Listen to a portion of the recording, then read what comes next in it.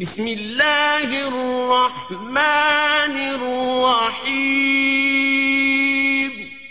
اللہ کے نام سے شروع جو نہایت مہربان رحم والا۔ پیام لے کے جو آئے صبح مدینے سے، مریض عشق کی لائی دوا مدینے سے۔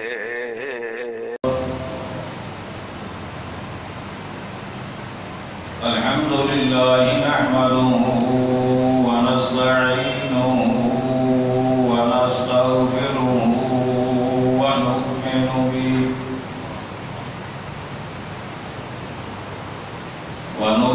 به ونتوكل عليه ونعوذ بالله من شرور أنفسنا ومن سيئات أعمالنا،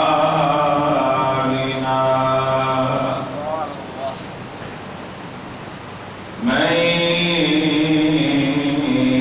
يهده الله فلا مضل له ومن يضلل فلا هادي له، ونشهد أن لا إله إلا الله وحده لا شريك له، ونشهد أن سيدنا وسندنا ونبينا ورسولنا وشفيعنا محمدا عبده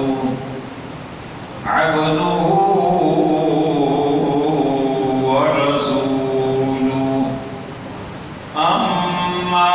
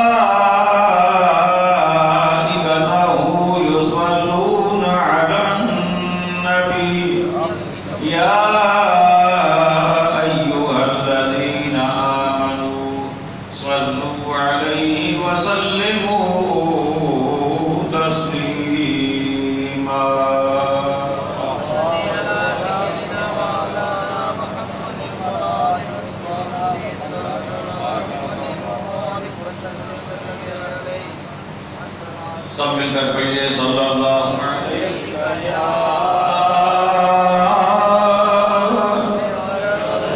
رسول اللہ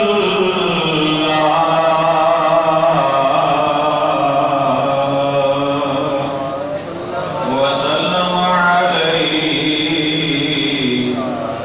یا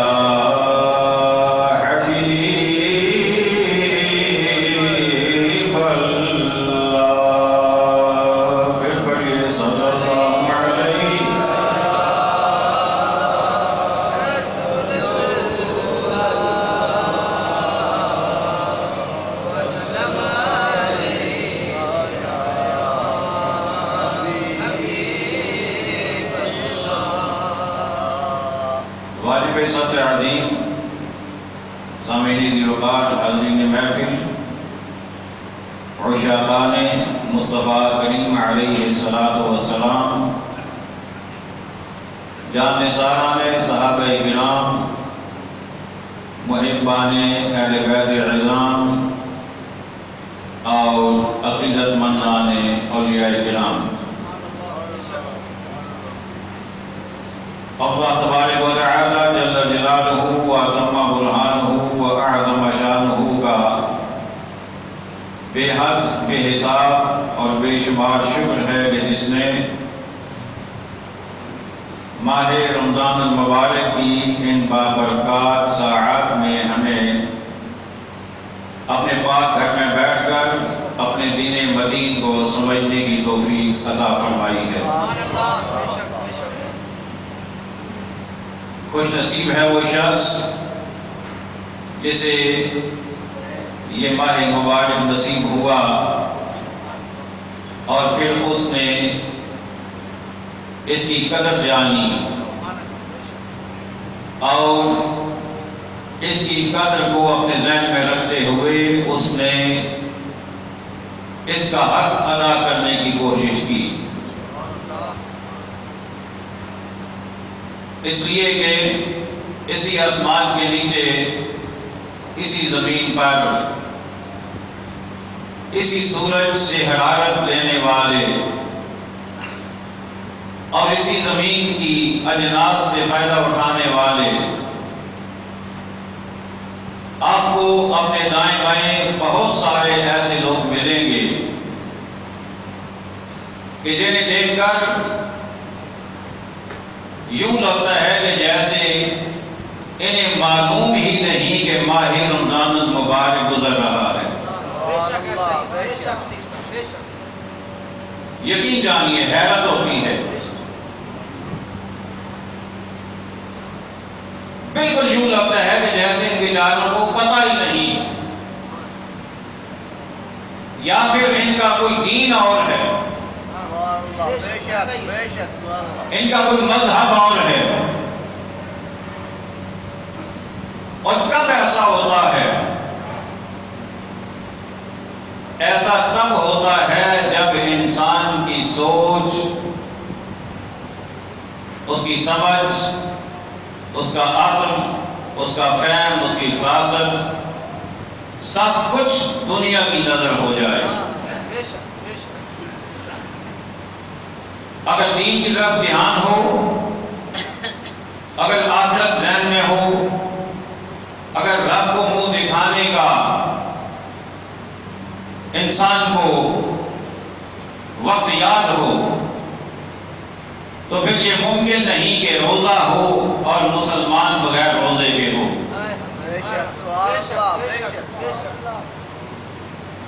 اگر کسی سے کہا جائے تو جواب یہ ملتا ہے کہ آپ کا کام آسان ہے نا، آپ ہماری جگہ ہوتے تو پھر پتہ چلتا، دھوپ میں کام کرنا پڑے، سفر کرنا پڑے، گاڑی چلانی پڑے، ریل لگانی پڑے، اینٹیں اٹھانا پڑے، پتہ تب لگتا آپ کو۔ فی الحال تو آپ باتیں کر سکتے ہیں۔ میں نے کہا یہ تو اس کی تقسیم ہے کہ اس نے مجھے کیسے رکھا اور آپ کو کیسے رکھا۔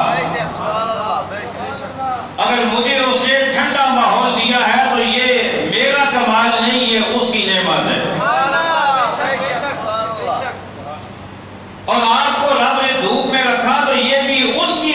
ہے، لیکن روزے کا حکم ہم دونوں کے لیے ہے،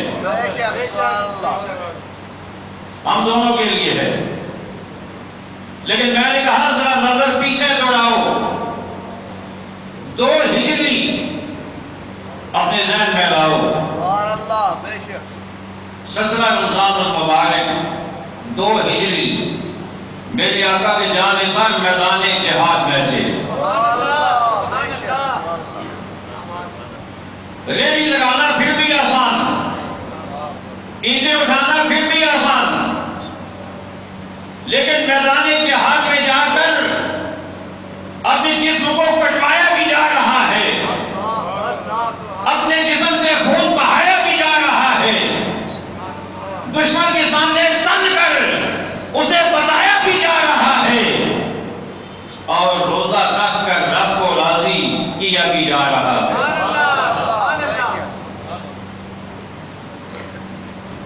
لیکن ایک اور بات،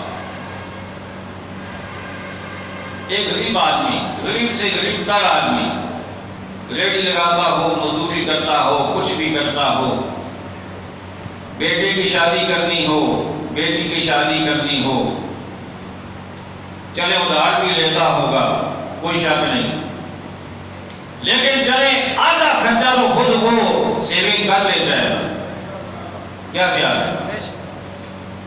آدھا تو سیونگ وہ کر لیتا ہے، اگر 5 لاکھ کا خرچہ تو 2.5 لاکھ تو وہ بچا دیتا ہے۔ میں کہتا ہوں اگر بیٹے کی شادی کے لیے، اگر بیٹی کی شادی کے لیے 2.5 لاکھ روپیہ بچایا جا سکتا ہے تو رمضان کے 1 مہینے کے لیے 15,000 روپیہ نہیں بچایا جا سکتا؟ 20,000 روپیہ نہیں بچایا جا سکتا؟ جذبہ یہ ہو کہ میں نے روزہ رکھنا ہے، میں نے روزہ چھوڑنا نہیں ہے، میں ہر مہینے 100 روپیہ 200 500 400 جتنا ہوگا بچاؤں گا، رمضان کا مہینہ مزدوری کر کے روزہ نہیں رکھ سکتا، میں گھر بیٹھوں گا اور روزہ رکھوں گا، لیکن میں روزہ نہیں چھوڑوں گا۔ لیکن یہ جذبہ کہاں سے آئے؟ میں نے کیا کہا؟ جذبہ کہاں سے آئے؟ یہ جذبہ کہاں سے آئے؟ جب ہمارے اندر احساس ہی ختم ہو گیا۔ علامہ اقبال کا شعر بڑا قابل قدر ہے، بڑا قابل قدر۔ وائے ناکامی مزائے کارواں جاتا رہا۔ اقبال نے کہا افسوس کہ قافلے کا سامان لٹ گیا، وائے ناکامی متاع کارواں جاتا رہا، افسوس کہ قافلے کا سامان لوٹ لیا گیا، لیکن ساتھ ہی کہا کارواں کے دل سے احساس زیاں جاتا رہا۔ اقبال کہتے ہیں سامان تو لٹ گیا تھا، وہ نقصان تھوڑا تھا، لیکن اس سے بڑا نقصان یہ ہو گیا کہ لٹنے کا احساس بھی چلا گیا، احساس ہی ختم ہو گیا۔ اگر احساس ہو نا کہ میرا سامان لٹ گیا تو بندہ پھر محنت کر لیتا ہے، بندہ پھر کما لیتا ہے، بندہ پھر جوڑ لیتا ہے، جمع کر لیتا ہے، لیکن جب احساس ہی مر جائے، ہم نے تو احساس کو ہی مار دیا ہے نا۔ چلے خدا نہ خواستہ کوئی بندہ بہت بیمار ہے، مجبور ہے، لاچار ہے، کچھ بھی ہے، روزہ نہیں رکھ سکتا، کم از کم اتنی شرم تو ہو نا کہ بندہ کہیں چھپ کے پانی پیے، اتنی شرم تو ہو، اور اتنی تو غیر مسلموں کو بھی ہوتی ہے۔ اب یقین جانیے ہمارے علماء نے لکھا ہے اپنی کتابوں میں، ایک مجوسی تھا آگ کی پوجا کرنے والا، ظاہر وہ روزہ نہیں رکھتا تھا، وہ دین اسلام پر تو نہیں تھا، روزہ نہیں رکھتا تھا، وہ بازار پہ جا رہا تھا، اس نے اپنے بیٹے کو دیکھا سر عام کھاتے پیتے ہوئے، اسے چڑھا کر کے بیٹے کو چاٹا رسید کیا۔ اس نے کہا تمہیں شرم نہیں آتی؟ اس نے کہا پوری ہوا کیا؟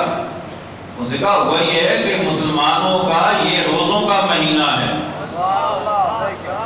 مسلمان روزہ رکھتے ہیں اور تو سر عام کھا پی رہا ہے۔ اس نے نے کہا پوری کمال ہو گئی، روزہ تو آپ بھی نہیں رکھتے اور مجھے چانٹا لگا دیا۔ اس نے کہا اس میں کوئی شک نہیں، میں روزہ نہیں رکھتا، لیکن میں روزے کا احترام ضرور کرتا ہوں۔ میں روزے کا احترام ضرور کرتا ہوں، میں کھاتا بھی ہوں، میں پیتا بھی ہوں، لیکن گھر میں جا کر چھپ کے کھاتا ہوں، چھپ کے پیتا ہوں، سرعام میں نہیں کھاتا پیتا، میں روزے کا احترام کرتا ہوں۔ علماء فرماتے ہیں اس کی موت کا وقت آ گیا، مر گیا، فوت ہو گیا، بعد میں کسی بزرگ نے اسے دیکھا جنت میں ٹہل رہا ہے،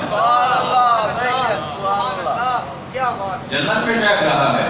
پوچھنے والے نے پوچھا ارے تو جنت میں کیسے؟ تو مسلمان نہیں تھا، تو کلمہ گو نہیں تھا، تو نمازی نہیں تھا، تو روزہ دار نہیں تھا، تو جنت میں کیسے آ گیا؟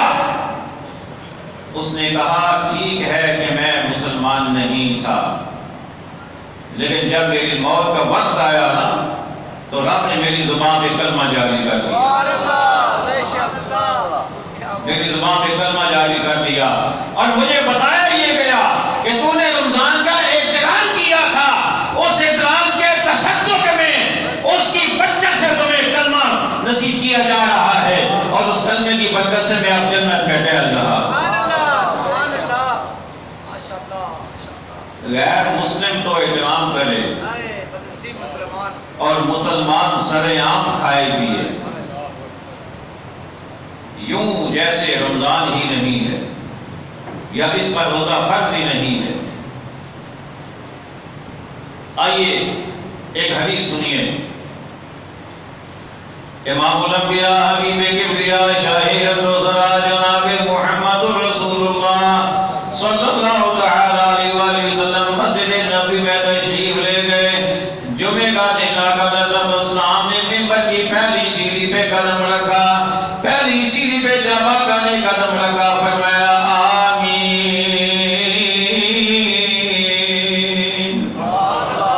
پھر آقا کریم علیہ السلام نے دوسری سیڑھی پہ قدم رکھا، پھر آقا نے فرمایا آمین، پھر آقا نے تیسری سیڑھی پہ قدم رکھا، پھر فرمایا آمین۔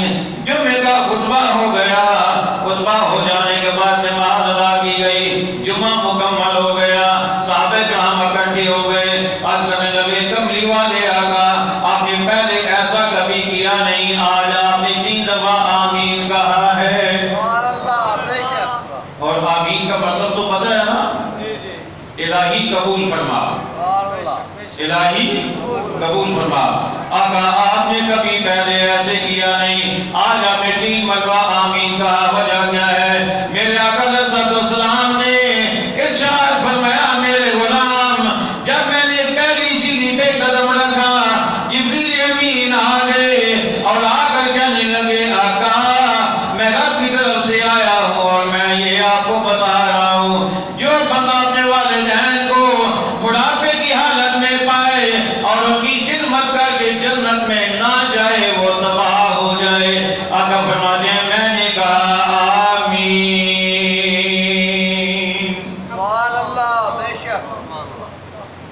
والدین کو پالے بڑھاپے میں ایک کو یا دونوں کو اور ان کی خدمت نہ کرے اور جنت میں نہ جائے تو وہ تباہ ہو جائے۔ کون کہہ رہا ہے؟ بولیے جبریل امین۔ جبریل امین نوری کا، نوریوں کا، فرشتوں کا سردار، تمام انبیاء کی بارگاہ میں وحی لانے والا، تمام انبیاء کا صحابی، میرے آقا کے پاؤں چومنے والا، اتنے مرتبے والا وہ جبریل کہ کوئی طور کو یوں ہتھیلی پر اٹھا لے، وہ جبریل کہ جو قوم لوط کی بستی کو کام سمیت اٹھا کر آسمان تک لے جائے، وہ جبریل اتنی عظمتوں والا وہ اس کے خلاف دعا کر رہا ہے جو والدین کو پائے اور ان کی خدمت کر کے جنت میں نہ جائے، خدمت نہ کرے۔ یہی کافی، یہ بھی کافی تھا، اس کے تباہ ہونے کے لیے یہ بھی بہت تھا، لیکن اس پر آمین کس نے کہی؟ اندازہ کیجئے نا، آمین کس نے کہی؟ امام الانبیاء نے، اللہ کی مخلوق میں سب سے برگزیدہ، جن کی زبان سے کسی کے لیے کوئی خلاف جملہ نکلتا ہی نہیں، جو رحمت للعالمین ہے، ان کی زبان سے بھی آمین نکلا۔ پھر آقا علیہ السلام نے ارشاد فرمایا، جبریل جب میں دوسری سیڑھی پہ قدم رکھا، پھر جبریل امین نازل ہوئے اور کہنے لگے، آقا اے آقا وہ آدمی بھی تباہ ہو جائے جسے رمضان کا مہینہ ملے اور وہ روزہ نہ رکھے اور جنت میں نہ جائے۔ آقا نے فرمایا آمین۔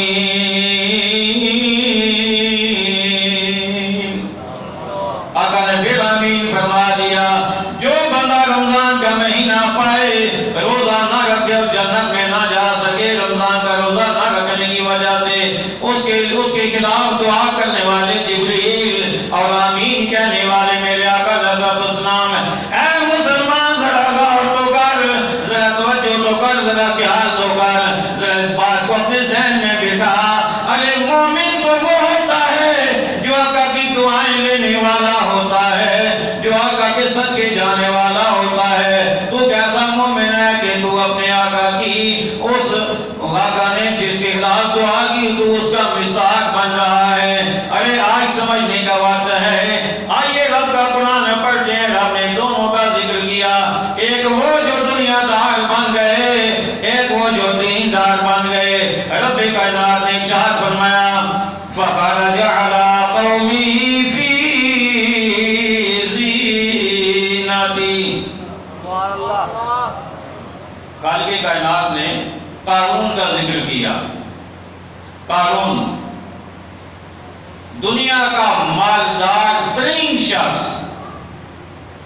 اتنا مالدار تھا کہ اس کے خزانوں کی چابیاں کئی اونٹوں پر لادی جاتی تھی۔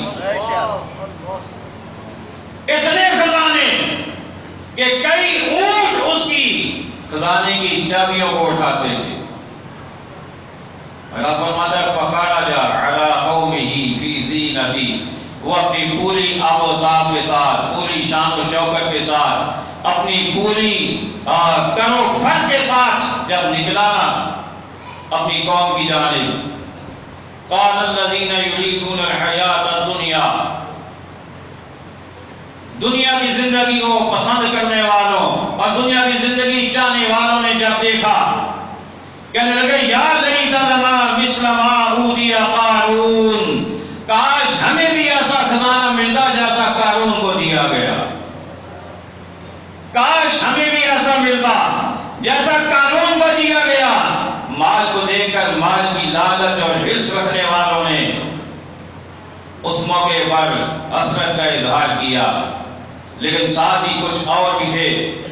وقال الذین اوتوا العلم ویلکم ثواب اللہ خیر لمن آمن وعمل صالحا، اور انہوں نے وہ کہ جنہیں رب نے علم عطا فرمایا تھا، جنہیں رب نے مجھے بولیے جنہیں رب نے علم عطا فرمایا تھا، انہوں نے کہا ارے تم کیسے بدبخت ہو، تم کیسے بد نصیب ہو، تم یہ خزانہ دیکھ کر خزانے کی لالچ میں پڑ گئے، تم نے اس کی حسد کی، حسد کا اظہار کر دیا۔ وہ کہنے لگے نہیں، ثواب اللہ خیر، اللہ کی طرف سے جو ثواب ملتا ہے وہ اس سے بھی بہتر ہوتا ہے، جو ثواب ملتا ہے مجھے وہ اس سے بہتر ہوتا ہے۔ لمن آمن وعمل صالحا، اس آدمی کے لیے جو ایمان لائے اور اچھے عمل کرے، اسے جو ثواب ملتا ہے وہ اس خزانے سے بہتر ہوتا ہے۔ اب قارون نکلا خزانے کے ساتھ، دیکھنے والے دو گروہ ہیں، ایک گروہ وہ ہے جو مال کی لالچ میں پڑ کر مال کی حسد کرنے لگا، آرزو اور تمنا کرنے لگا، اور دوسرا گروہ وہ تھا جنہوں نے کہا کہ نہیں مال کچھ نہیں ہوتا، رب کی جانب سے ثواب مل جائے تو وہی سب کچھ ہوتا ہے۔ حضرات گرامی، آج ہم بھی دو گروہ میں بڑھ چکے ہیں، اپنا جائزہ لیجئے نا، آج ہم بھی دو گروہ میں بڑھ چکے ہیں۔ آج بہت کم لوگ کو ملیں گے کہ جو ثواب کی لالچ رکھنے والے ہوں، بہت کم ایسے ملیں گے جو ثواب کی لالچ رکھنے والے ہوں، جو ثواب کی حسرت رکھنے والے ہوں۔ اکثریت آپ کو ایسے لوگوں کی ملے گی جو دنیا داری کی طرف جن کی رغبت ہے، اور ہم خود اس میں شامل ہیں۔ اللہ ماشاءاللہ کوئی اللہ کا بندہ ایسے بچا ہوا ہو، لیکن قرآن یہ کہتا ہے کہ بہترین وہ ہیں کہ جو ثواب کی نیت اور ثواب کا ارادہ رکھتے ہیں۔ حضرات محترم، آئیے حدیث مکمل کروں۔ میرے آقا علیہ السلام نے فرمایا تھا کہ تین سیڑھیوں پر آپ نے آمین کہا تھا، اور تیسری مرتبہ آپ نے فرمایا میرے صحابہ میں نے جب تیسری سیڑھی پہ قدم رکھا تو جبریل امین نے کہا آقا وہ بندہ بھی برباد ہو جائے جو آپ کا ذکر سنے اور آپ پر درود نہ پڑے، وہ بھی برباد ہو جائے۔ آپ کا ذکر سنے اور آپ پر درود نہ پڑے۔ سوچئے ذرا دن میں کتنے مقامات ایسے آتے ہیں، ہم آقا کا نام سنتے ہیں لیکن درود ہم بھول جاتے ہیں۔ کتنے مقامات آتے ہیں، ہم دنیا کی نظر ہوتے ہیں، ہماری توجہ دنیا داری کی جانب ہوتی ہے، ہمیں خیال نہیں رہتا، لیکن روزہ نہ رکھنا، والدین کی خدمت نہ کرنا اور آقا کا ذکر سن کر درود نہ پڑھنا یہ کوئی معمولی قسم کے گناہ نہیں، یہ اتنے بڑے نقصان والے کام ہیں کہ ان کے خلاف دعا کرنے والے جبریل ہیں، آمین کہنے والے خدا کے محبوب ہیں۔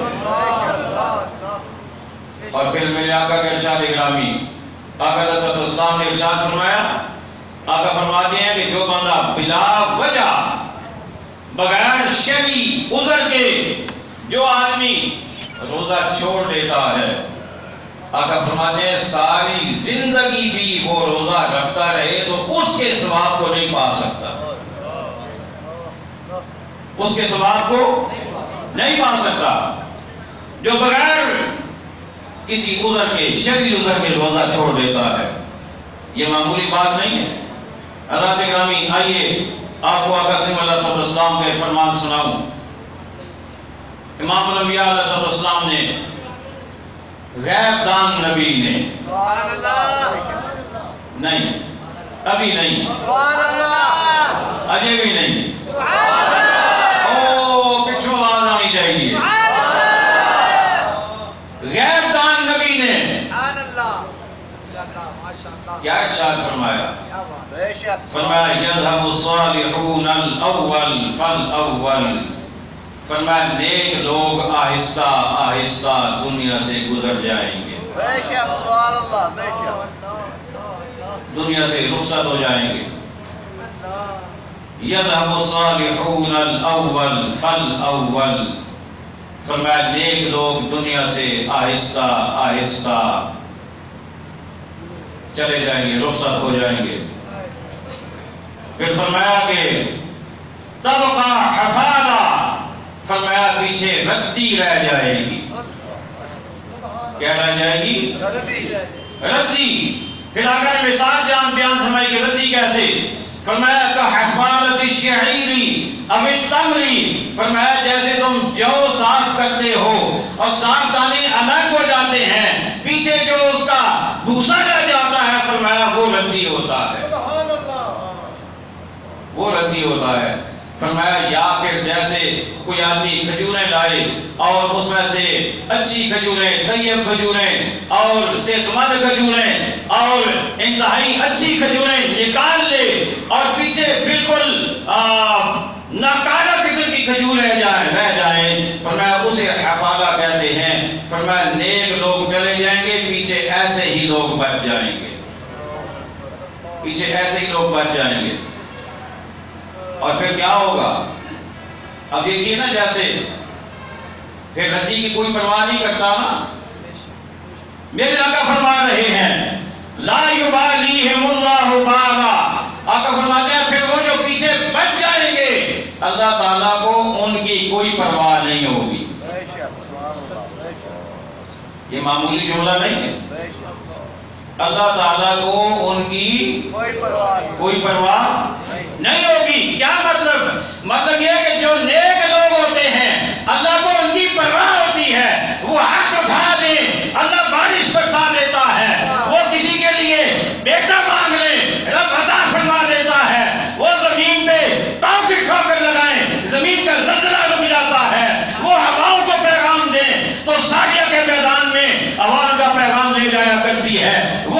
نیک بندے ہوا کرتے ہیں، لیکن جب ردی بچ جائے گی، جب ردی بچ جائے گی، آقا فرماتے ہیں اللہ کو ان کی کوئی پرواہ نہیں ہوتی۔ اور آج ہماری حالت کیا ہے؟ ہم کئی مہینے دعائیں مانگتے ہیں یا اللہ بارش برسا دے، کئی مہینے گزر جاتے ہیں، لیکن رب کہتا ہے تم وہ ہو نہیں، تم وہ ہو نہیں جیسے مجھے چاہیے، تم زندگی اپنی مرضی کے مطابق گزار رہے ہو، جو میری مرضی کے مطابق گزارتے ہیں میں ان کا ایک کلمہ بھی پورا نہیں ہونے دیتا، میں انہیں عطا فرما دیتا ہوں، لیکن تم من موجی ہو، جب من موجی ہو تو پھر تم اپنی کرو اور میں اپنی مرضی سے دوں گا۔ بے شک، سبحان اللہ، بے شک۔ اور پھر بھی یہ جو باران کرم ہو جاتا ہے، یہ جو باران رحمت آ جاتی ہے، شاید کسی غار میں، شاید کسی بند کمرے میں کوئی اللہ کا بندہ بیٹھا ہاتھ اٹھا کے ہو، شاید کوئی نیک بندہ کہیں کسی حجرے میں ہاتھ اٹھا کے بیٹھا ہو، رب اس کی سن لیتا ہو، ورنہ ہم تو سارے ردی والے ہیں۔ بے شک، سبحان اللہ۔ کوئی 2 ہفتے پہلے کی بات ہے، 2 یا 3 ہفتے پہلے، اب یقین جانیے میں بڑا حیران ہوا، مجھے پنڈی جانا پڑا کسی کام سے، زور کے بعد کا ٹائم تھا، میں ایک ہوٹل میں بیٹھا کھانا کھا رہا تھا، ہوٹل بھرا ہوا، اچانک اذان شروع ہوئی۔ اب یقین جانیے کہ 1 سیکنڈ کے لیے بھی ایسا محسوس نہیں ہوا کہ یہاں مسلمان ہیں اور یہ اذان کے وقت چپ ہوتے ہیں۔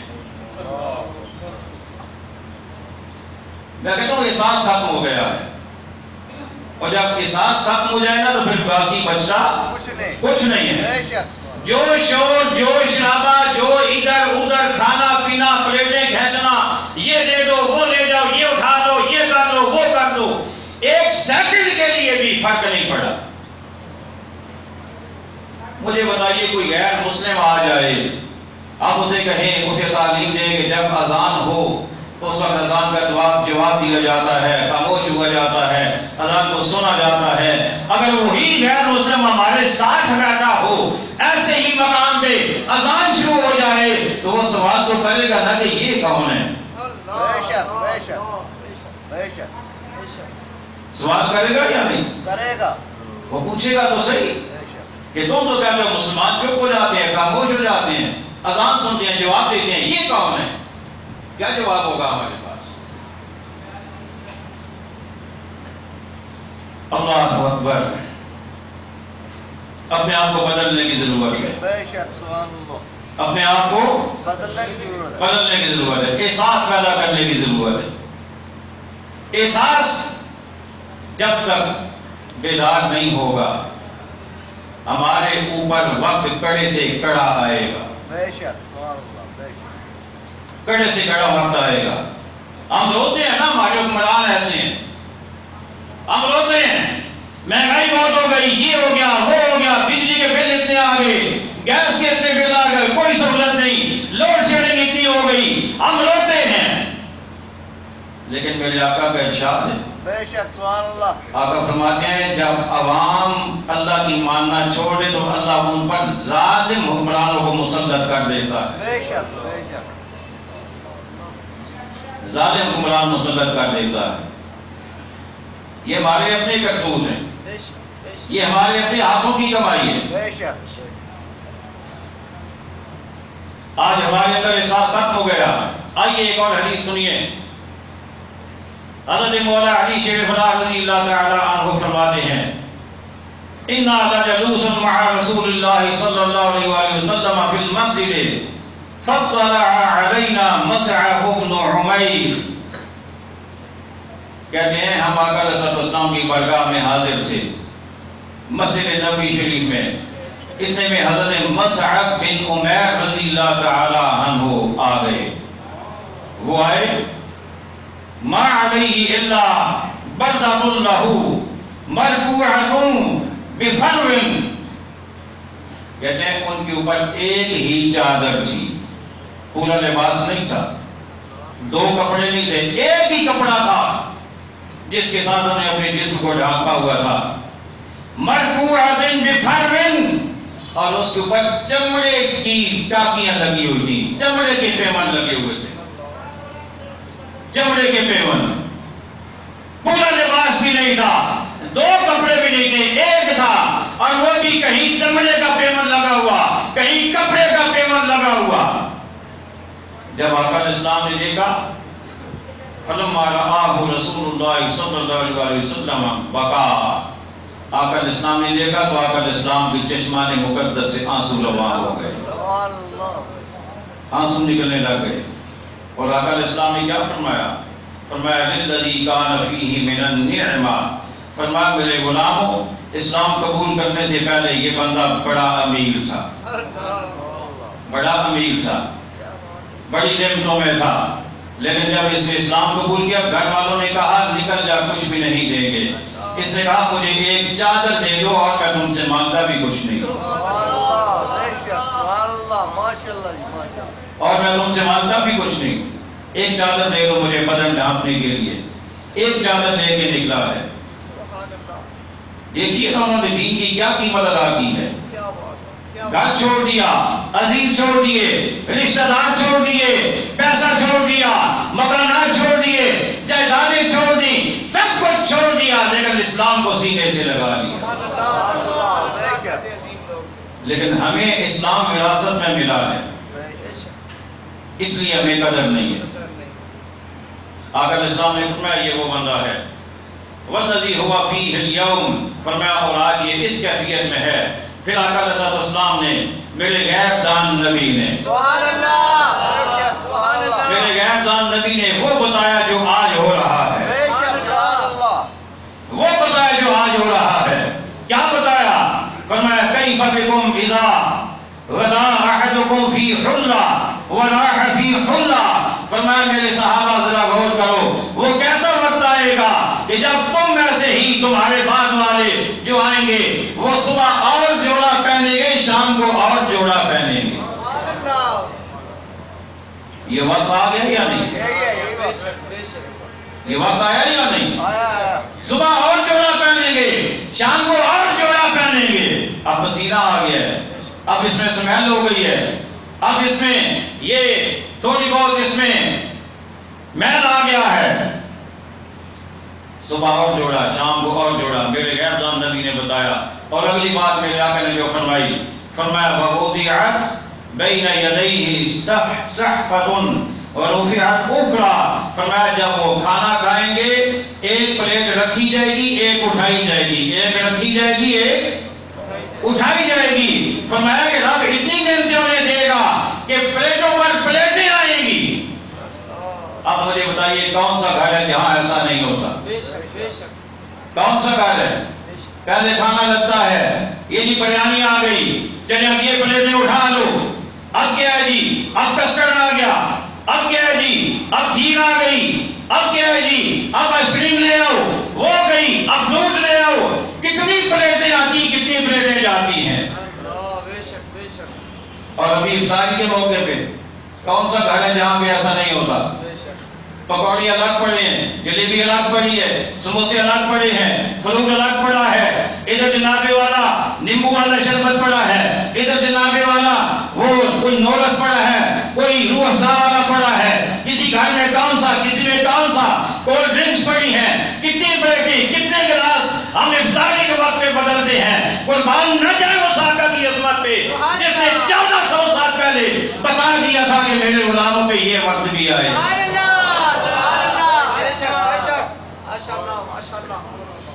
لوگ کہتے ہیں نبی غیب نہیں جانتے، میں نے کہا پتہ نہیں تم غیب کسے کہتے ہو، پتہ نہیں تمہاری لینگویج میں غیب کسے کہا جاتا ہے۔ میرے آقا گلشن گرامی۔ اور پھر اگلی بات آقا علیہ السلام نے ارشاد فرمائی، فرمایا سترکم بیوتکم کما تستر الکعبہ، فرمایا تم اپنے گھروں کو ایسے پردوں میں لپیٹو گے جیسے کعبہ کو پردہ چڑھایا جاتا ہے۔ آپ گھروں میں پردے ہوتے ہیں یا کوئی نہیں؟ کھڑکیوں کے پردے، دروازوں کے پردے، روشن دانوں کے پردے، یہ فلاں پردہ یہ یہاں سے بنوایا تھا، وہ وہاں سے بنوایا تھا، یہ پسند نہیں آیا بدل دو، یہ پرانا ہو گیا، وہ نیا لے آؤ، ڈیزائن چینج ہو گیا، کتنے پردے بدلے جاتے ہیں۔ میرے آقا آپ کی عظمت کو سلام، میرے آقا آپ کی شانوں کو سلام، میرے آقا آپ کی عظمت کو سلام۔ آپ نے کیا کیا بتایا؟ کیا بات ہے، ماشاءاللہ ماشاءاللہ۔ اور اگلی بات، یا رسول اللہ، صحابہ نے عرض کیا یا رسول اللہ نحن یومئذ خیر من اليوم، کہنے لگے آقا پھر اس وقت ہم بہتر ہوں گے یا اب بہتر ہیں؟ اللہ بے شک، سبحان اللہ۔ جب یہ کیفیت آئے گی اس وقت والے بہتر ہوں گے یا ہم بہتر ہیں، ایسے سمجھ لیں۔ آقا علیہ السلام نے فرمایا لا انتم اليوم خیر منکم یومئذ، فرمایا میرے صحابہ بہتر تو تم ہی ہو، سبحان اللہ، بے شک، بہتر تو تم ہی ہو، اس لیے کہ تم دین کے لیے جان بھی دے ڈالتے ہو، تم دین کے لیے گھر بھی چھوڑ دیتے ہو، تم دین کے لیے اپنی بیوی بچوں کو بھی چھوڑ دیتے ہو، تم روزہ رکھ کر میدان جہاد میں بھی چلے جاتے ہو، تم روزہ رکھ کر تلواریں بھی کھاتے ہو، تم کاٹتے بھی ہو، تم کرتے بھی ہو، تم سارا کچھ کرتے ہو، لیکن وہ یہ سب کچھ کر کے بھی نقصان میں رہیں گے۔ کیوں نقصان میں رہیں گے؟ سر عام بیٹھ کے یوں پانی پیئیں گے جیسے ان کا دین کے ساتھ کوئی تعلق ہی نہیں ہے، ایسا ہی آج اللہ، ایسے پانی پیئیں گے۔ احساس ختم ہو گیا، جو وقت گزر گیا، جتنے روزے گزر گئے اس بار یہ گزر گئے، لیکن مسلمانوں جو بچ گئے ان کو بچاؤ۔ بے شک بے شک، بس جس سے کہہ رہا ہوں اسی سے کہہ رہا ہوں، سب سے نہیں کہہ رہا۔ جو بچ گئے ان کو بچاؤ، آپ کا بھانجا ہو، آپ کا بھتیجا ہو، آپ کا بیٹا ہو، آپ کا بھائی ہو، کوئی بھی ہو، اس کے آگے ہاتھ جوڑو، اس کا خدا کے لیے اپنے آپ کو جہنم سے بچاؤ۔ بے شک بے شک، جبریل امین کی اس دعا جو روزہ نہ رکھنے والے کے خلاف تھی اسے بھی بچاؤ، آقا کی آمین سے بھی اپنے آپ کو بچاؤ، ورنہ کہیں کے نہ رہو گے۔ حضرات اکرامی، اللہ کی بارگاہ میں دعا ہے اللہ ہمیں عقائد صحیحہ اور اعمال صالحہ کی توفیق عطا فرمائے۔ شہنشاہ مدینہ الصلاۃ والسلام، شہنشاہ مدینہ الصلاۃ والسلام۔